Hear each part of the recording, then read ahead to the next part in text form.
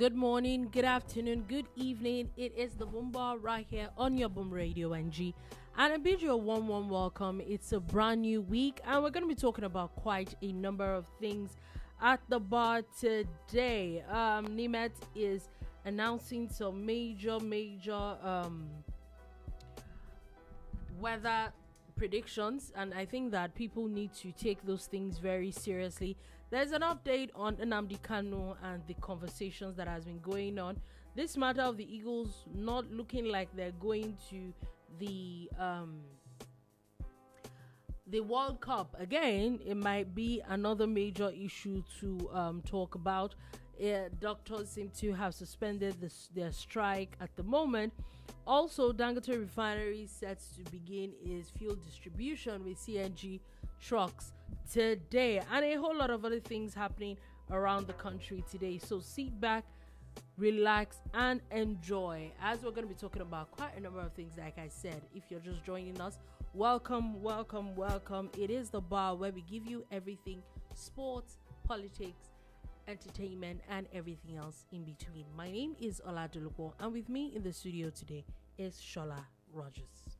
Good morning, good afternoon, good evening. Welcome to the bar.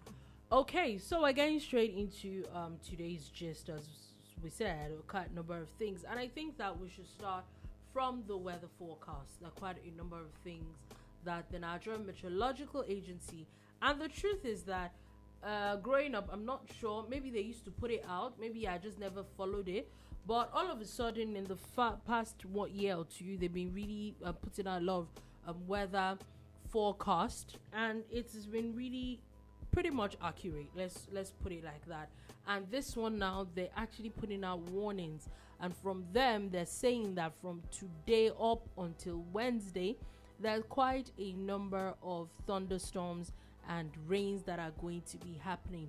According to them, they're saying that thunderstorms with moderate rains are looking at places like Kaduna, Gombe, Bauchi, Kebbi, Adamawa, and Taraba states. Also, late afternoon and evening thunderstorms as well in those parts in the north.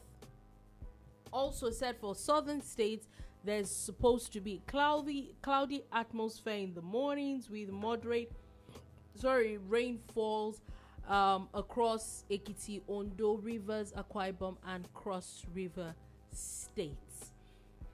But they're saying that there actually might be flash floods in places like Adamawa, Taraba, and Gombe states. And I think people need to take those things really seriously. If you are in Lagos, I don't know anywhere else, if you are in Lagos, some parts of Lagos have already witnessed rain twice already today. So I think that we should be careful and take these things really seriously. Indeed, these are serious warnings for everybody. I take it from the angle of Ogun State government that has told the people who live in the flood-prone areas like Isheri and the rest to actually start making plans. You know that it looks like there might be a flood heading our way. Okay. Please go ahead. No, say what you want to say.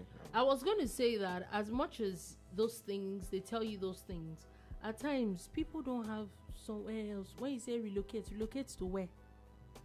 Well, it's either you eat the warning or you stay and damn the consequences, and hopefully it will not be devastating. So again, they have said please be on standby and be careful, and if you can, please leave those flood-prone areas.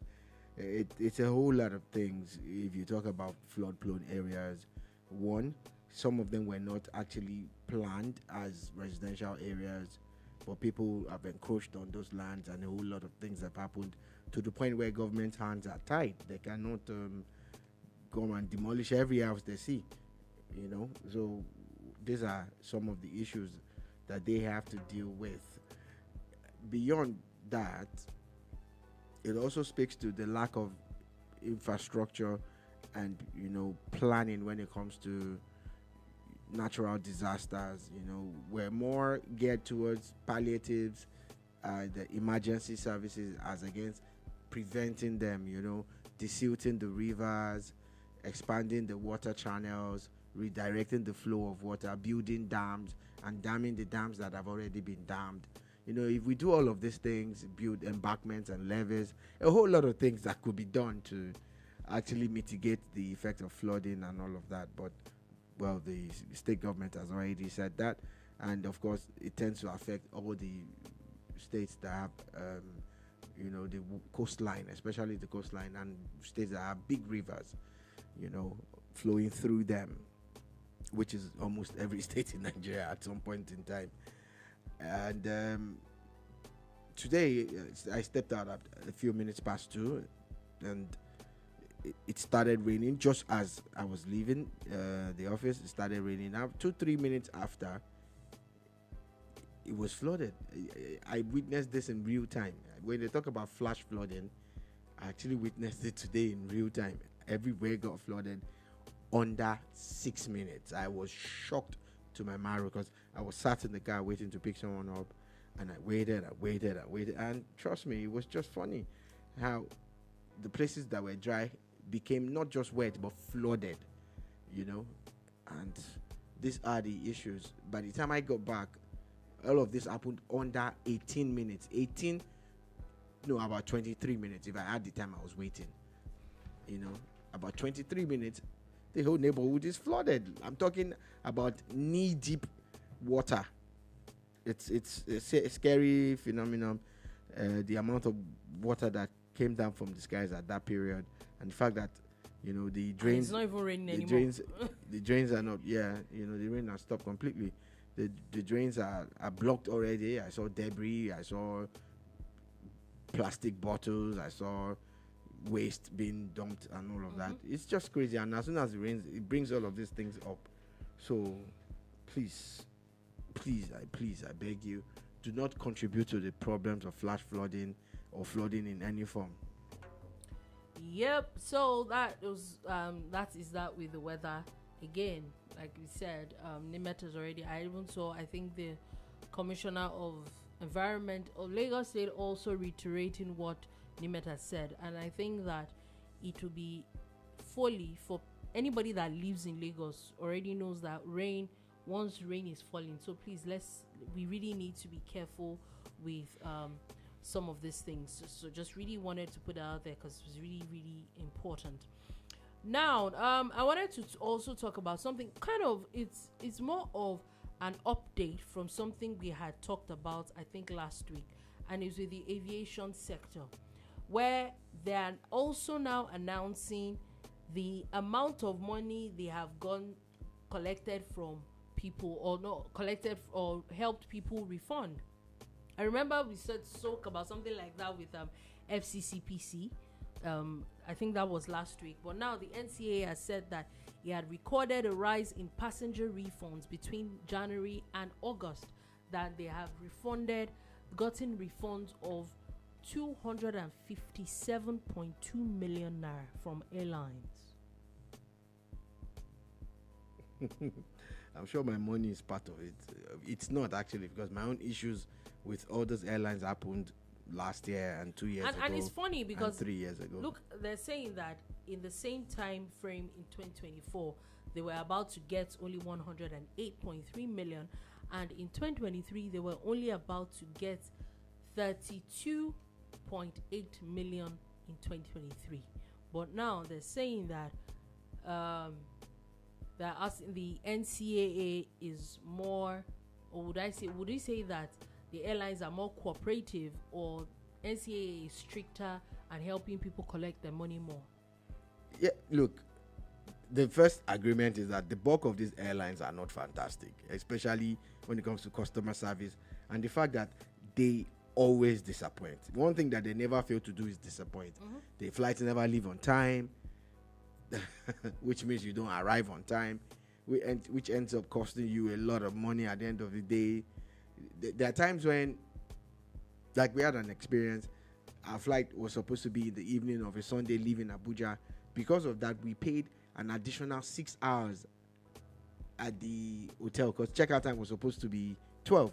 So we paid for 6 hours. We spent only 4.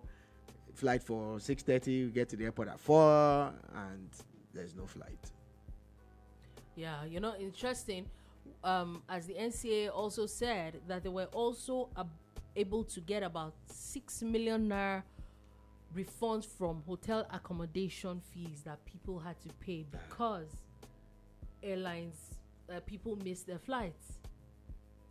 So these are the real issues, yeah. But it shows you, yeah, progress on the one hand, where you see that they're helping people recover their funds. On the other hand, why do we have so many refunds? That it's one thing, but I think that I hope that the NCAA continues in this trajectory. Why I'm saying, the truth is, when it comes to Nigeria, nothing is straightforward, because if it's normally in regular places, if it's according to the laws of, would they say law of physics or law of economics, the more they're stricter with people paying refunds, common sense, it should just mean that airlines will sit up more so that they stop paying refunds, because now they know that the NCAA is on their necks and they will have to pay those refunds. Do you get? However, nothing is as it seems in Nigeria. So I'm not going to stick out my neck and say, oh, it will probably make airlines do what they're supposed to do as a when due. I cannot say that. I cannot categorically say that would happen. But NCAA, please continue to collect people's monies back. If they like, they should not carry people and they run at a loss. All the best to them. Anyway, moving on from that, and just wanted to talk about it now. Updated, Dangote CNG trucks have now begun moving or loading product at the refineries. So for people that said it's a Greek gift, and for people that called it, there's so many over the weekend. There's so many associations that I didn't even know existed. Everybody had something to say about, and they all had press releases and saying it's a Greek gift and saying that somebody is trying to do monopoly. Okay, you two do your own now. This is a big deal when it comes to, like they say, it's a watershed moment in our lives in Nigeria. Some people are of the opinion that Dangote is trying to create a monopoly. Some people are of the opinion that, of course, a lot of those policies were done to favor Dangote. While some of us are of the opinion that anything that brings down the cost of petrol is welcome by us.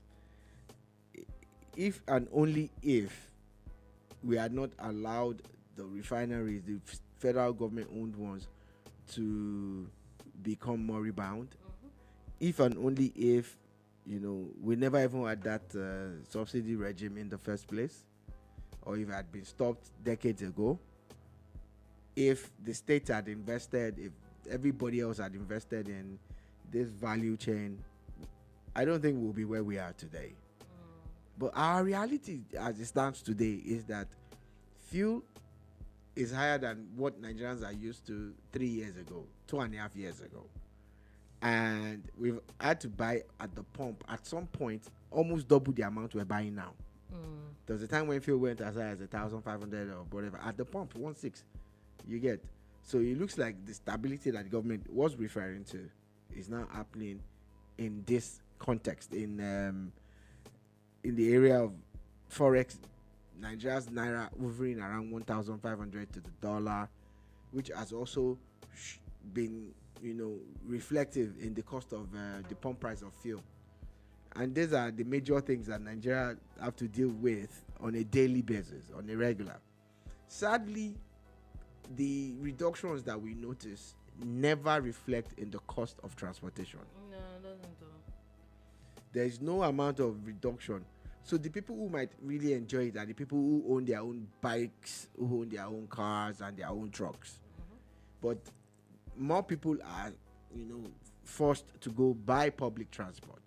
Government giving them free CNG conversions has not reflected in a reduction in cost. It has only increased the profit that the owners of those vehicles make. Excuse me. Increased. Yeah. It has increased the amount that they make. Yeah. And this is the real issue, because if you say you are creating a system that will make life easier for Nigerians, it's actually harder, because you're pumping in billions or millions into CNG conversion for commercial buses. You get. So back to the main crux, the Dangote so-called Greek gift, according to some of these oil and gas people. I welcome this Greek gift with both hands and legs. You get. I welcome it. Leave it. If Is it our own gift? If you own a filling station, if it's just even for 1 month, someone supplies petrol to you at no extra cost. That means you are freeing up funds for other things, and the person actually supplies to your filling station. You see, you don't have transport is. You're not using your money. That's even a larger. That's a larger chunk of what's it called? Profit. Which, funny enough, it might not even be a larger chunk of profit because the price of fuel has come down. However, it probably also will not reduce your profit.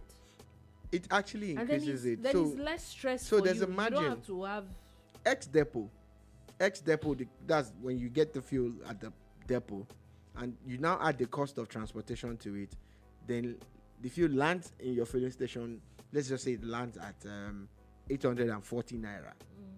Then you can sell at whatever price you want. You get. Now there's no real cap like that.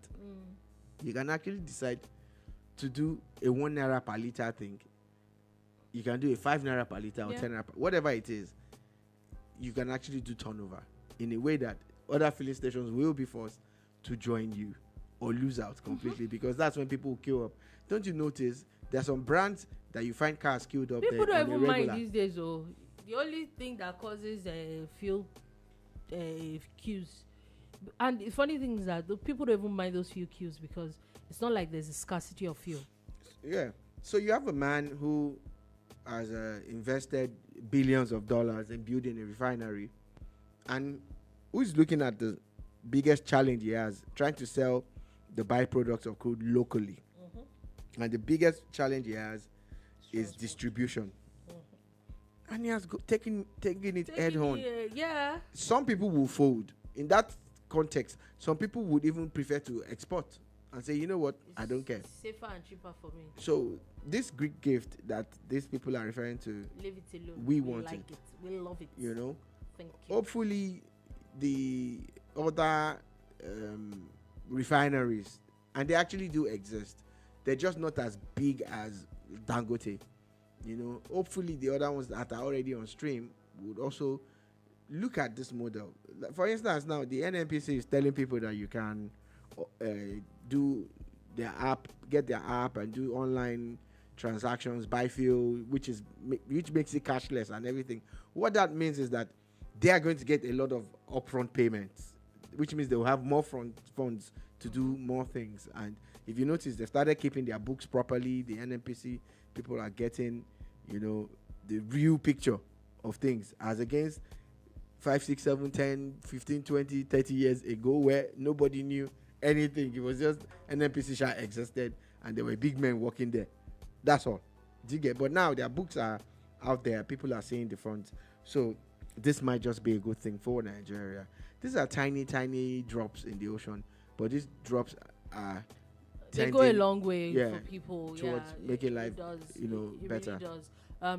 Even when talking about transport, at times you might not see it in the day-to-day transporting of people, but you will see the difference in transport of goods.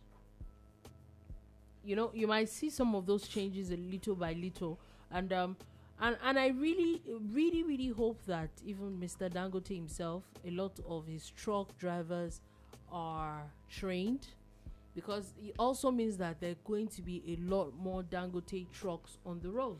Yeah, and of course, I hope they're trained. Fleet management is a big problem. They're trained properly.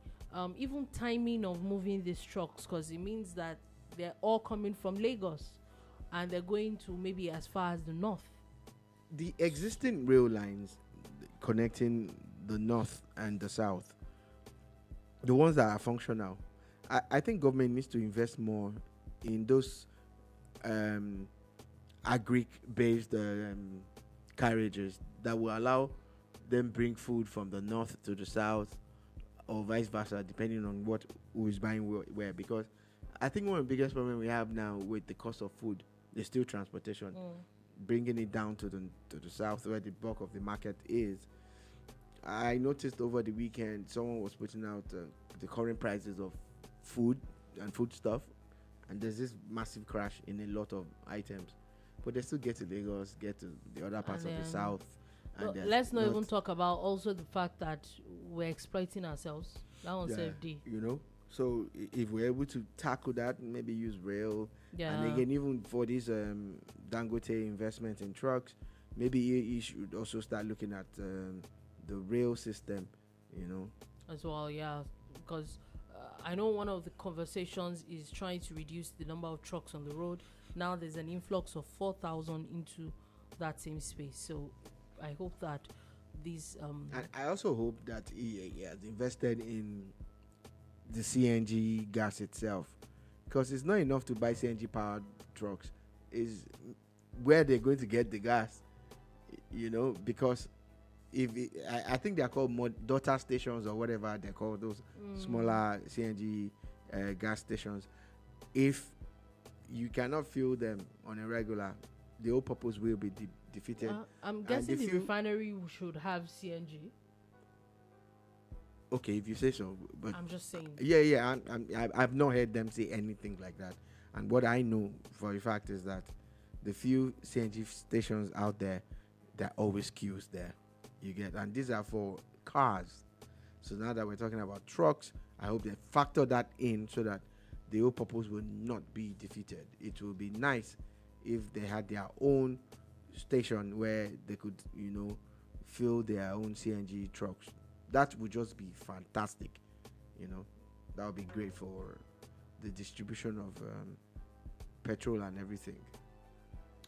Okay, now moving on from that, but still talking about a bit of this issue back and forth. So there was an interview that happened over the weekend with Femi Falana, where he still has an issue with the total subsidy removal. Also talked about the 5% fuel surcharge. And first things first, what he's saying is that, there are no country in the world that is faulting the federal government for removing subsidies, different subsidies, little by little, saying that no country in the world takes off subsidies completely, and that there should still be some subsidies here and there. Also, I know he was talking about the 5% fuel surcharge, but I'm like, I thought we talked about this thing last week, and the federal government had said the thing had never been implemented. So why are we still having a conversation about it? Yeah, the 5% fuel surcharge is not part of the new tax law or the tax regime that the government is talking about. It has nothing to do with it. I think people are mischievously and deliberately being mischievous about it, that they are mischievously inserting it in the discourse. This was a law that was passed in 2007, and what it simply states is that 5% of a certain quantity of petrol that is bought should be given to the agency in charge of building roads and constructing roads and maintaining roads and all of that. It has nothing to do with the new proposed tax regime that kicks in on the 1st of January next year or thereabout. And so anybody that's talking about it, even after the clarifications by the commissioner, by the minister, and the CBN governor, and the taxman himself, the man that championed the whole tax reforms, and the FIRS, they have all come out to clarify this thing. You get. So we're not going to say that somebody who is dropping comments about current affairs is not current. Is it that they're deliberately still, turning deaf ears to it so that they can have something to say? But if we go with facts and figures, this particular 5% thing has been in existence since 2007. There are even stories of remittance or lack of remittance by government But it has nothing to do with this new tax regime. Okay, let's moving on from that quickly. Just wanted talking about power. Mr. Not Mr. Sorry. KEDCO. If I'm correct, that should be Kano Electric Distribution Company. Is threatening to disconnect the Kano Hospital because they're saying that they are owing them some debt. And let's be honest, that debt is close to R1 billion. Now, my question now goes back to, my question is now, are we saying that the hospital is not making money? Most of this, it's a teaching hospital. These hospitals have allocations, and no matter how cheap health care is at these hospitals, they make money. So why do we get to a point where there's almost R1 billion worth of bills to pay? It's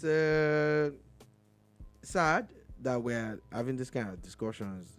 You are you're a business, regardless of the sector that it is. Mm-hmm. Hospitals are not free. There's no free hospital. I doubt if it might actually exist. Maybe some individuals have thrown the doors open and say, oh, you know what, come in for free treatment. Yeah, but teaching hospitals are not free. They might be cheaper, but they're not free. They're not free. No, they're not. And again, you're supposed to factor in your overhead, factor in the cost of running the place, even if you are not trying to make a profit.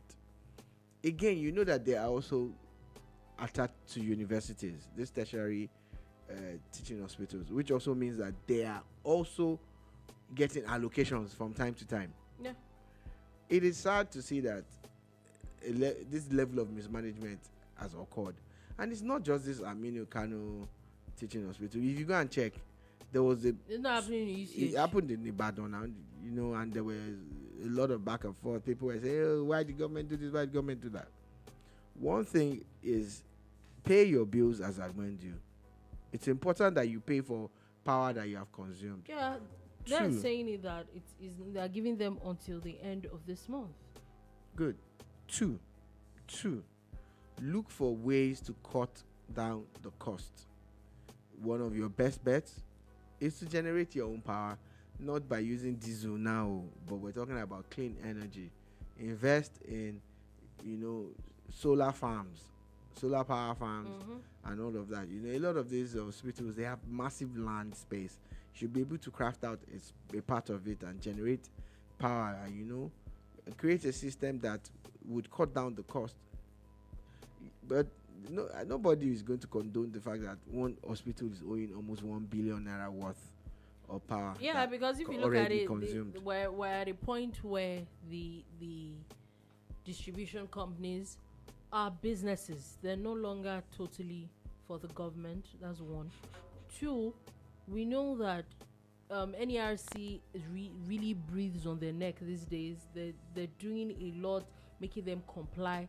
So the least they can do is at least make money from where they've, because another thing is I won't totally blame them, but maybe it's time you put all these people on prepaid as well. They don't pay for stuff, because for them to be owing as much as close to R1 billion, it means that it's postpaid.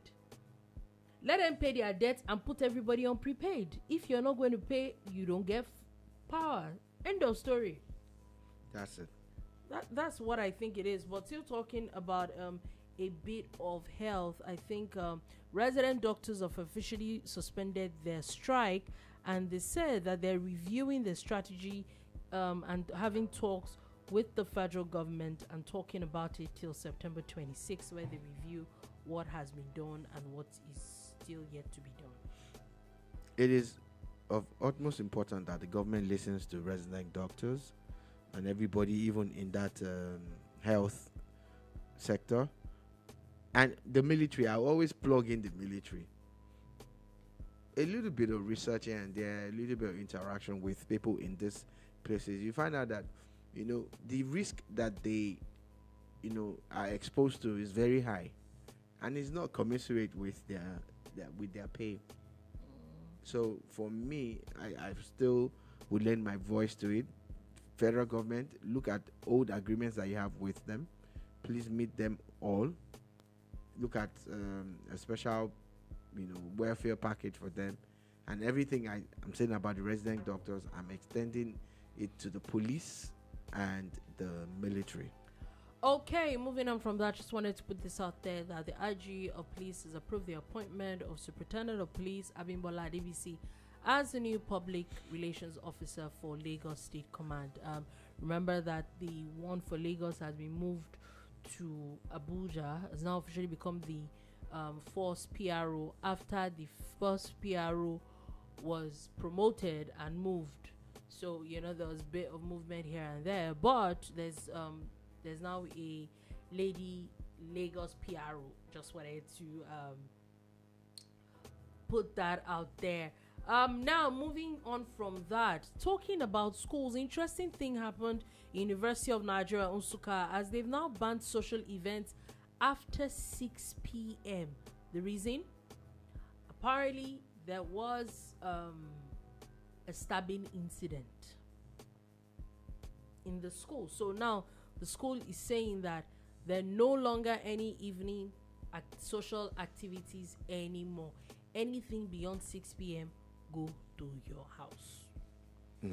Saying that it was this was necessary due to the unfortunate incident that happened on September 12th. They're saying that this was during the person that was stabbed was he was actually stabbed to death, was a guest during a bonfire night organized by the Student Association of Department of Archaeology and Heritage Studies.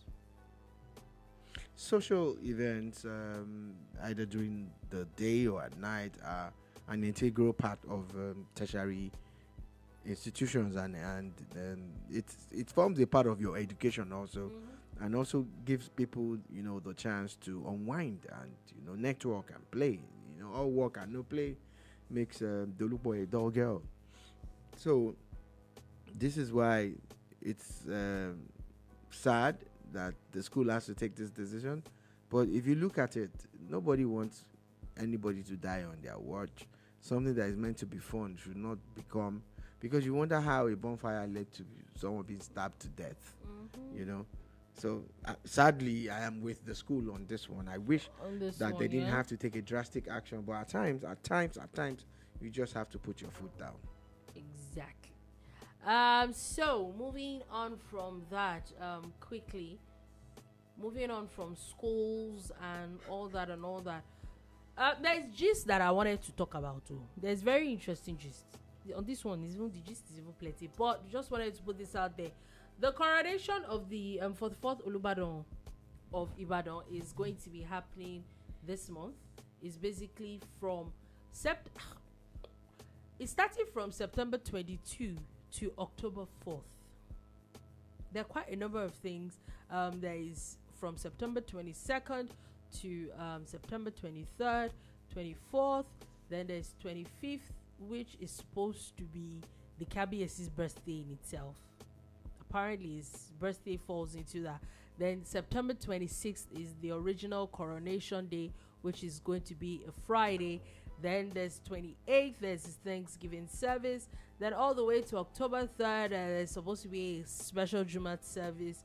And then there's a traditional Thanksgiving Isheshe service. So anybody looking at this program of events, what I wanted to point out there is that there are events from going to a church service, to a Jumat service, to even an Isheshe Thanksgiving as well. I don't see that a lot, but it seems like it's it's an all-inclusive event. Yeah, it is. You're talking about 14 days. So if they're going to have that, it looks like they deliberately expanded it so that it could touch on different facets of life and religion. It's interesting that at least the real people who should be prominent now have a Thanksgiving as part of the event. Yeah, yes. At the end of the day, really, maybe times are really changing. A lot of people are getting more aware about quite a number of things.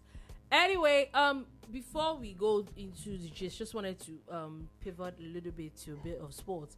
First things first, there are quite a number of updates from the World Athletics Championships that is ongoing. As of today, Team Nigeria's Ezekiel Nathaniel has produced a good run where he has now qualified for the semi-finals of the 400 meters hurdles. However, one person that a lot of people were really looking out for was Tobi Amusan, that was supposed to today was the finals, and it has already been run, and she won silver for that. Yeah, she's had a tough time off and on the pitch in recent times.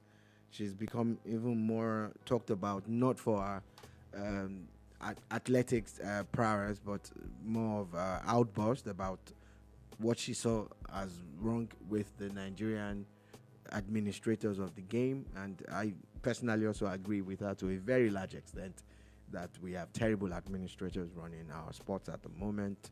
It's been like that for decades anyway, so it can't just be at the moment. And she has put all of that energy into the race. You know, silver is fantastic, you know, but, you know, that's the first medal Nigeria is getting. Middle name Oliver Twist, you know, I would have wanted a gold for her because that's how good she is, you know. But we'll take that silver with a lot of joy. Oh yeah. It's congratulations to her, you know, for a podium finish. Beautiful. On that. Mr. President, if you give gold $100,000 equivalent, what is silver going to get? Anyway, I don't know. And a woman again. Woman. Anyway, shout out to Nigerian sports women. Yeah. Shout out to Nigerian sports women. Yeah. You guys are amazing. Amazing. Now, the Guild of Sport Editors of Nigeria have also now come for the NFF, saying that is the poor management of that has caused, looks like that's caused the bleakness of Super Eagles 2026 World Cup qualifying campaign. I once again agree with, or maybe they are agreeing with me, because I know I went off on a tangent last week talking about the mismanagement of Nigerian sports. Let's take a look at the World Cup qualifiers, just like these sports editors have spoken about. I'm glad that they finally found their voice again. It's been a minute. We've heard from them. So take a look at it. 3 coaches, 1 World Cup qualifying, process. 3 coaches, and now you are even saying you will determine the coach. What are you going to do? There are 2 more games to go. You want to get another coach to make it 4. If that coach is the one that will come and score goals, and he would use his hand to throw balls into the net. The truth is, I don't see how Nigeria is making it to the World Cup. People are still optimistic. I am not. And as far back as last year, I had said this, and if it's just for that reason alone, we are not going. Because you also don't want to go to World Cup and be struggling, and be begging and saying, let's be honest. Which group are they going to put us? Group? They should not put us in Portugal's group. They should not put us in Argentina. Sorry. Why are you at the World Cup? So the few, I won't say that I've ever sat down to watch their games, but I go back to watch highlights, and I think the last game, I'm not sure if I think I watched, was it first half or second half of it? This was like a few hours after the game ended. I can categorically say that if they rakbala and go to that World Cup, they cannot pass group stage with the nonsense that they are playing. So don't embarrass yourself. So it's better not to go, because you can open your bum outside. There's nobody, there is no team that is playing World Cup qualifiers now that I can see that Nigeria can beat. I'm sorry to see. So don't deceive yourself and don't embarrass yourself. Don't embarrass your family members. Just sit at home. Go back home. It's good that the Guild of Sports Editors have spoken about this, and hopefully this will get to the right ears, the right eyes will see it, and Nigerian sports will be rescued. A few years ago, I started a movement. I didn't really push it. It was #SaveOurGame. Because we actually need to save Nigerian sports. Anyway, this affects millions of people. from the business to the emotional to the psychological, and some people will just sit down somewhere and be bungling things and running sports as if it's try your luck. Yeah, it's sad. Anyway, before we move on from sports, something interesting happened over the weekend. So yeah, there was games, but club football is back around the world. We know that there was an international break which for over a week, so it happened, but club football was back. People got thrashed. Some people, there were quite a bit of surprises here and there, but that's not even what I want to talk about.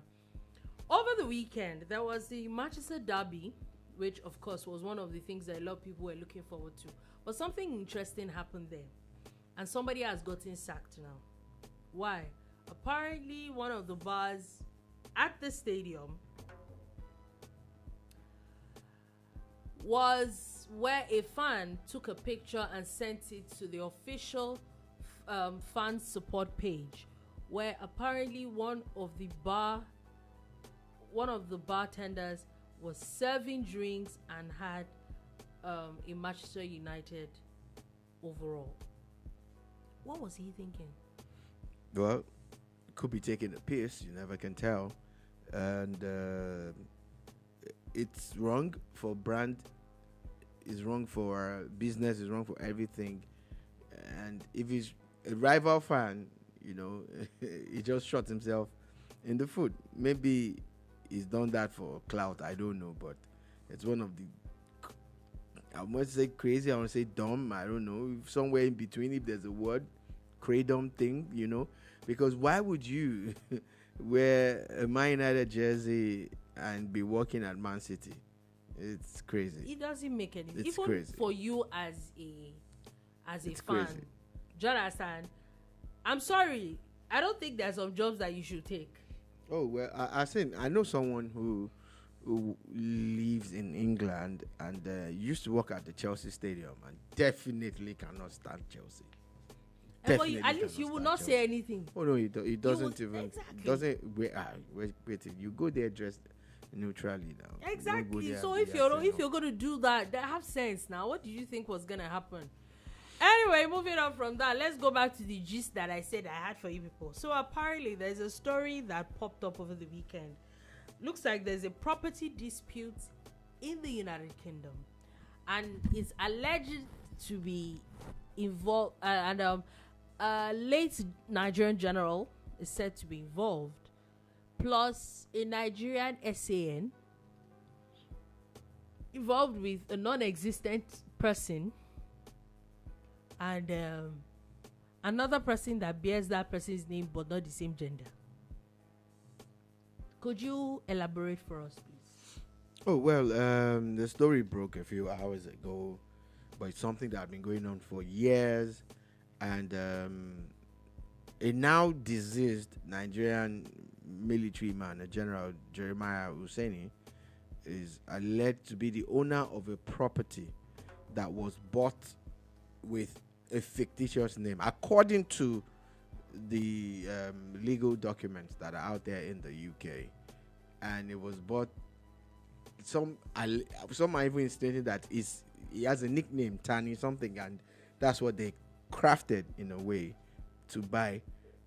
But the property also had someone managing it that was collecting rent and all of that, and of course that has been traced back to the late Jerry Husseini.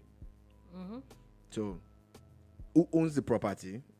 It should be Jerry Husseini, but his name is not on the documents. Whose name is on the document? It is said to be a woman. And at some point in time, Jerry's lawyer, who is a senior advocate of Nigeria, is said to have tried to take possession of that property, maybe on behalf of the owner. That's Jerry Husseini. But they came forward with the story of how the owner, the woman, had passed. Yeah. And that now the property belongs to someone else, and some twists and turns here and there. At some point in time, they come up with the other angle where it is claimed that they found someone that bears the same name as the owner. But the court is insisting that this is a male the person in the document is female, and so he doesn't have the power to claim it. So beyond allegedly stolen funds from Nigeria, from Nigeria's Commonwealth, there's also the crime. It's not an alleged crime. There's the crime of identity theft. Yeah. And why this is even a talking point now in Nigeria, especially online, is the name that has been mentioned. You know, a highly respected and respectable senior advocate of Nigeria. You know, and since this broke, even the mainstream media has picked it up. You know, it's been published on different websites and in different newspapers here and there now. You're so shocked that the person who is very vocal, is always vocal, talking about government this and government that, and you know how things should be done properly. The person's name has been dragged in the mud, because this is mud. He has not responded. He hasn't said anything. And that now begs the question: is that for even politicians and maybe people that claim to be human rights activists and all that, doesn't that just come off as, because this person seems to be like a very popular human rights lawyer? Indeed. Doesn't it just beg the question that at times it's just for it's just the optics of it that they say these things? How many people really mean what they claim to be fighting for? A lot of people, you know, do not know that at times they are just pawns in this game of life. You, like the ones that say they are this person's fan or that person's fan. The person that you are fans in, no, send your daddy like that. Oh. And it's the same way with the so-called activists. If you dig in deep, you find activists who have defended governments before. Yeah. And you know the natural thing should be that they should be against government, because government is you never really see and I don't understand with, maybe it's a Nigerian thing or maybe it's an activism thing, which I don't understand. Like I said, I don't understand. I don't think activism should be, you always have to be against government. I think it should be standing on the truth, meaning that the day the government does something good, you're going to commend them. So, yeah. The day they mess up, which the truth is, government all over the world, a lot of times they really do mess up. Like she said, should be, but of course, we all know that the natural thing is usually that most of these guys are against government. They are. There's nothing you can do. There's no government that can do good in their books. And that's why some of them are so emboldened that they even go as far as cursing and abusing and even breaking the laws just to show that they are activists. Then some of them become politicians. Then they lose elections. They become activists again. Then they become politicians. Oh my God! Really? And in between, they are journalists too somehow. After all said and done, my own word is to those of us that just jump on the bandwagon, be careful how they send message to you, because there are times they're just using you.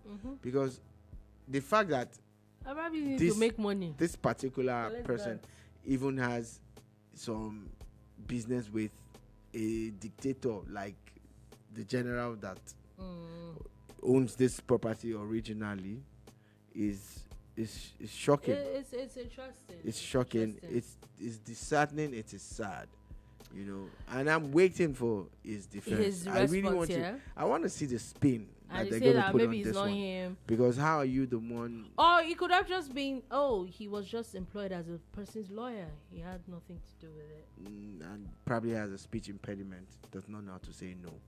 Because you should know that at everybody deserves representation. Everybody deserves representation. You can't. Especially when the person has an history of moving Nigeria's funds illegally. Everybody deserves representation. That's good. Even serial killers get representation. It's actually different. You see, when those ones go to court, they can actually be innocent. They can, but looters, they're hardly ever innocent. Because anyway, the particular person in question, there's a long list of properties and monies that were linked to this person. Anyway, talking about, a bit of crime, the Edo State Police Command has now announced the detainment or detaining? Whatever English, you shall get my point. Of police officers that were attached to Urban Market Area Command. Why? They are involved in alleged extortion of 300,000 naira from a furniture maker.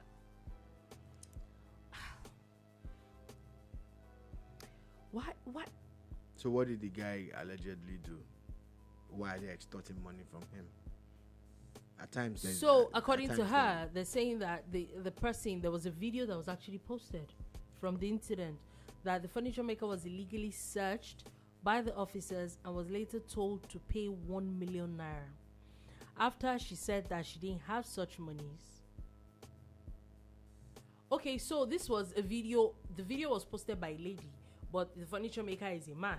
But after finding out that the guy didn't have 1 million naira, now collected 300,000 from him. Well, extortion and all of these things have become the norm, especially with the uniformed guys, the police side of things. I'm not saying every policeman is corrupt, but it's becoming too rampant that they're always fingered in these matters. It's becoming too much. Someone had joked once that if there were thieves chasing someone and there's police on the other side, you probably get a better deal if you run towards the thieves and negotiate your freedom. And that should be a sad one. It's the fact that it's even a joke makes it sad.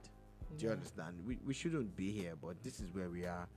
And again, I'm not condemning the entire police force. I'm just saying that there are too many bad eggs amongst you. Too many bad eggs. And, the eggs are contaminating the other ones. It's not a good look at all. At all. Anyway, sorry, I saw a joke and I felt that I wanted to read it out. Very interesting one. Very short though. A teacher entered the classroom and found the chair he was supposed to sit on hung on the ceiling. He looked at the students and smiled. Without saying a word, he proceeded to the blackboard and wrote, "Test, 15 minutes, 30 marks. Question 1. Calculate the distance between the chair and the floor in centimeters. 1 mark. Question 2. Calculate the angle of inclination of the chair to the ceiling and show your workings. 1 mark. Question 3. Write the name of the student who hung the chair on the ceiling and the friends who helped him. 28 marks. Of course. 30 marks. If I don't know the remaining 2, which you probably don't, that's 28 marks out of 30. That's perfect. Smart way to look for what's it called. You don't every time you need to beat. Not every time. Anyway, moving on from that, a Nigerian lady had posted a video. This lady lives in Burkina Faso and she made a video and she has a message for Nigerians. She was talking about Nigerians and they're wanting to glorifying Burkina Faso and wanting to come. She made a video on her street and saying that this Burkina Faso is not somewhere that they are saying it is.